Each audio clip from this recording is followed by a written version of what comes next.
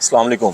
Aftab Iqbal from California real estate and builder Bahria Town Karachi. देखने वाले और सुनने वालों को आफ्ताब इकबाल का अस्सलाम पहुँचे।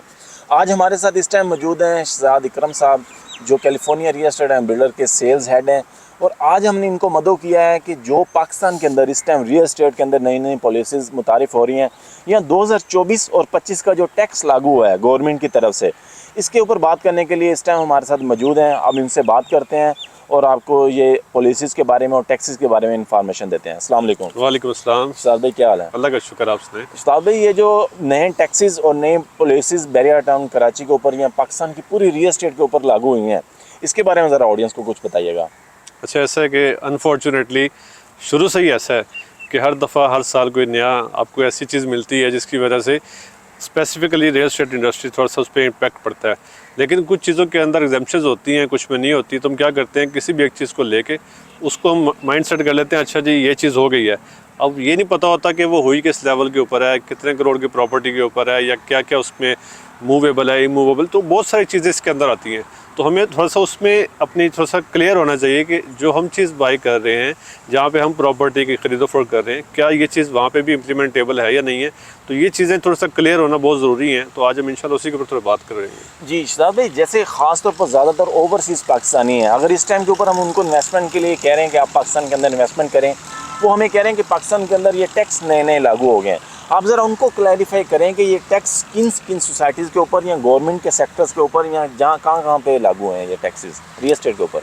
नॉर्मली ऐसा होता है कि जब टैक्स लागू होता है तो जितने भी गवर्नमेंट के स्कीम्स वगैरह हैं उनके ऊपर ज़्यादा इम्प्लीमेंटेबल होते हैं। फिर जिस तरह से मैं अगर बात करूँ बैरिया टाउन कराची या KDA की, तो हम उसके अंदर बड़ा फ़र्क है इन दोनों के अंदर। तो KDA के जितने भी वहाँ पे स्कीम्स हैं, वहाँ पे डेफिनेटली उनके जितने भी टैक्स हैं वो सारे के सारे इम्प्लीमेंटेबल होते हैं। जबकि कुछ चीज़ें ऐसी है जो कि बैरिया टाउन कराची के अंदर उसमें एग्जाम्पशंस के अंदर आती हैं, कुछ के ऊपर डायरेक्टली जो है गवर्नमेंट के टैक्सेस इन्वॉल्व होते हैं। तो हमें इन चीज़ों के अंदर ज़्यादा क्लियर हो जब तक नहीं होते तब तक हम उसको काउंट नहीं कर सकते कि जी ये टैक्स इसके ऊपर पड़ेगा।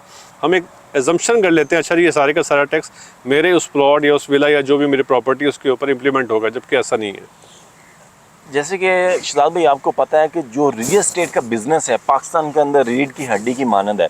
लेकिन जब से पाकिस्तान बना है, जो भी नई गवर्नमेंट आती है, रियल एस्टेट के ऊपर सख्त से सख्त पॉलिसीज़ आती हैं। इमरान खान ने सिर्फ आके कहा था कि हम रियल एस्टेट को इंडस्ट्री का दर्जा देंगे, क्योंकि ये आपको पता है कि पाकिस्तान की बैकबोन है और ज़्यादातर ओवरसीज़ पाकिस्तानी का जो रेमिटेंसेस आता है इसी रियल एस्टेट इंडस्ट्री के अंदर आता है। आप जो मौजूदा हुकूमत है उनको क्या कहेंगे कि जो इन्होंने इतनी सख्त पॉलिसीज़ बनाई हैं, इनके ऊपर वो नज़रसानी किस तरह करें? अगर देखा जाए तो उनके पास एक बहुत बड़ा एक ऐसी फील्ड है जहाँ पे वो समझते हैं कि हम टैक्स की ज़्यादा से ज़्यादा कलेक्शन कर सकते हैं। रियल एस्टेट इंडस्ट्री जिस तरह से हम बता रहे हैं कि जी बैकबोन है, तो डेफिनेटली है। अब उतना ही ज़्यादा उसके अंदर आपको मार्जिन, उसके अंदर जितने भी लोग काम कर रहे हैं उनसे आप ज़्यादा टैक्सेस की सूरत में ले सकते हैं, क्योंकि हर बंदा कहीं ना कहीं पे डायरेक्टली और इनडायरेक्टली रियल एस्टेट के अंदर इन्वॉल्व ज़रूर होता है। और ये जो गवर्नमेंट पॉलिसीज़ हैं, चाहे वो इमरान खान की हुकूमत है, चाहे वो नवाज शरीफ की हुकूमत है, या दूसरे तीसरे जो जिसकी भी हुकूमत है, तो उसके लिए ये एक स्पेसिफिक उसमें अपना जो उनको लिए टारगेट होता है कि अच्छा जी हमने इतना टैक्स रेवेन्यू इस इंडस्ट्री से लाजमी जनरेट करना है। अब कुछ लोग होते हैं वो थोड़ा सा ऐसी फ्रेंडली पॉलिसीज़ बनाते हैं कि जिसकी वजह से रियल एस्टेट इंडस्ट्री जैसी उड़ती है तो उसकी वजह से साथ उसके सराउंडिंग में जितने भी दूसरे सेक्टर्स हैं वो सारे के सारे उभर आते हैं।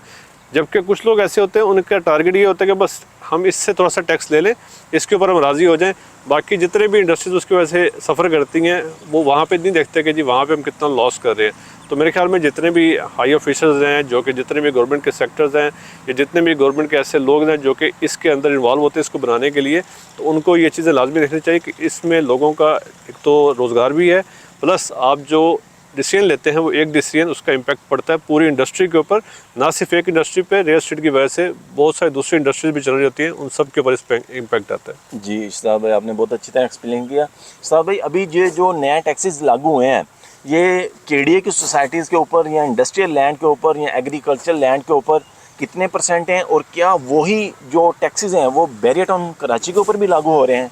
बिल्कुल, इस कन्फ्यूजन को लाजमी दूर करना चाहिए। उसकी वजह ये है कि हो जाता है किसी एक चीज़ सुनने की वजह से, क्योंकि हमारी जो इंडस्ट्री रियल एस्टेट की है स्पेशली, ये र्यूमर्स के ऊपर भी चलती है, ये न्यूज़ के ऊपर भी चलती है, कुछ फैक्ट्स एंड फिगर के ऊपर भी चलती है, तो उनका क्लियर होना बहुत ज़रूरी है। सबसे पहले तो जो इस पे परसेंटेज है मैं उसको क्लियर करना चाहूँगा कि फाइलर है और एक नॉन फाइलर है, और इस दफ़ा इन्होंने एक और चीज़ भी ऐड की है कि एक टाइमली फाइलर है, एक लेट फाइलर है, फिर नॉन फाइलर है। तो इस तरह की 2-3 चीज़ें जो सामने आई हैं उसके यानी कि आप देखा जाए अगर किसी के पास 5 करोड़ से नीचे की इन्वेस्टमेंट वो कर रहा है तो उसके ऊपर नॉन फाइलर को जो कैटेगरी जिसके अंदर लेके आ रहे हैं उसके ऊपर टैक्स लगा रहे हैं 10% का, जबकि वही जो अर्ली फाइलर है वहाँ पे वो 3% दे रहा है। तो एक गैप रखा नॉन फाइलर को, ताकि वो नॉन फाइलर जो है अपने आप को फाइलर कर ले और इस टैक्स के जो वेरिएशन है 7% की जो इंक्रीज़ है उसको वहाँ पे वो कवर अप कर सके।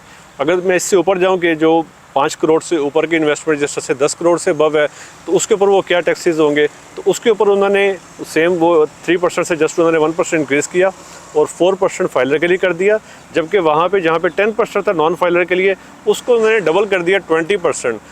अगेन वही बात कि वो चाहते हैं कि जी हर बंदा फाइलर हो जाए और हर बंदा टैक्स की उसके जो ब्रैकेट है उसके अंदर आके अपने हर साल जो है वो टैक्स पे करने वाला बन जाए।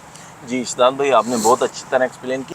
हमारे बहुत सारे क्लाइंट ऐसे हैं शहजाद साहब जो इस टाइम हमारे साथ बैरिया टाउन कराची के अंदर इन्वेस्टमेंट करना चाह रहे हैं। जैसे कि आपका तल्लुक California real estate and builder के साथ है, यहाँ हम अभी California real estate and builder के प्लेटफॉर्म से ही आप लोगों तक पैगाम पहुँचा रहे हैं। क्या जो California real estate and builders की प्रोजेक्ट्स हैं, रेजिडेंशियल हैं, कमर्शियल हैं, या जो अभी आपने बेटी के स्मार्ट विलेज के नाम से प्रोजेक्ट लॉन्च किया, क्या ये सारे टैक्सेस इन प्रोजेक्ट के ऊपर भी लागू आप कर रहे हैं? ये बड़ी ज़बरदस्त गुड न्यूज़ होगी उन तमाम ओवरसीज़ के लिए या जितने भी पाकिस्तान के रहने वाले लोग हैं कि किसी भी किस्म का टेस्ट जो है वो उसके ऊपर कैलिफोर्निया स्टेट बिल्डर के जितने भी प्रोजेक्ट हैं उसके ऊपर इम्प्लीमेंटेबल ये सारे टैक्सेस नहीं होते। और उसके अंदर जिस तरह से स्मार्ट विलेज की बात हो रही है तो ये तो एक ऐसी ज़बरदस्त अपॉर्चुनिटी है जिसमें हम ना सिर्फ आपको एक ऐसा अट्रैक्टिव रेट दे रहे हैं बल्कि उसके अंदर इस वक्त हम 15% डिस्काउंट भी इसलिए दे रहे हैं ताकि हम इंडस्ट्री को अपनी तरफ से जितना पॉसिबल हो सके उसमें हम कंपनसेट कर सकें, लोगों को फैसिलिटेट कर सकें।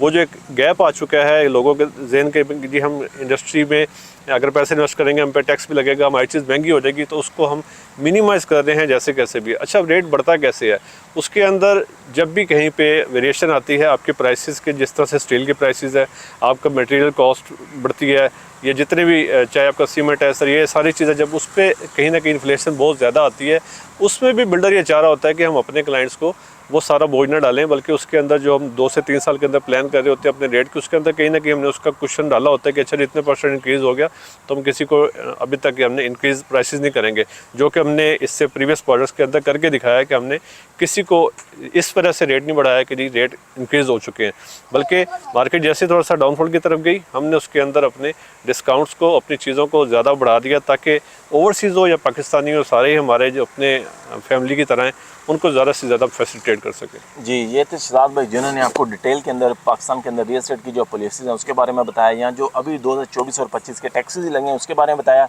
अल्हम्दुलिल्लाह हमारे भी बैरिया टाउन कराची के अंदर कमर्शियल, रेजिडेंशियल और हाउसिंग के अंदर प्रोजेक्ट्स चल रहे हैं।